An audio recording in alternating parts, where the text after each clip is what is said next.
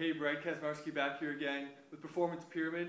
And last time we talked about just the origins of the Performance Pyramid and its association to feeling better, moving better, and playing better, and how then I've associated that to athletic training, strength conditioning, and sports coach. What that really is going to come down to application is this category right here, more or less. So now we're going to discuss a little bit more about the foundational pyramid because that's where it all begins.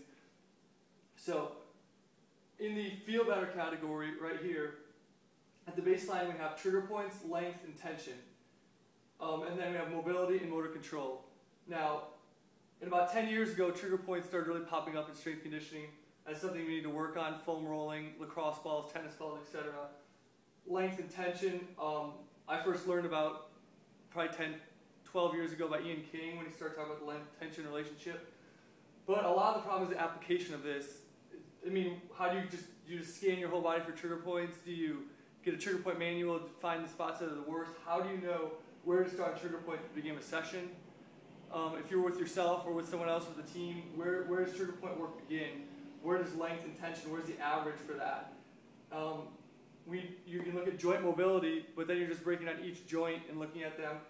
So the real secret to figuring this out is having some sort of system so that it takes you through the importance of trigger points, length, and tension, and ends with mobility and motor control through this whole process, and it takes you through it versus you having to figure out yourself.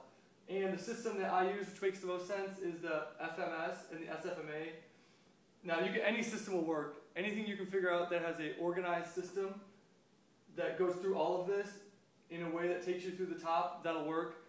This already has it figured out for you, so I don't know why you wouldn't use that, but that's fine. So within the FMS, instead of just randomly looking for trigger points, once we've done each of the screens, now within those screens we can look for trigger points in the pattern. So if we start with active straight leg raise and shoulder mobility, which are the foundational movements of that FMS.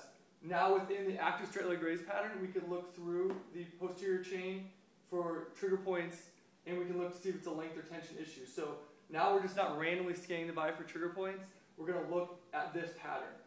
And then we're also going to look at shoulder mobility.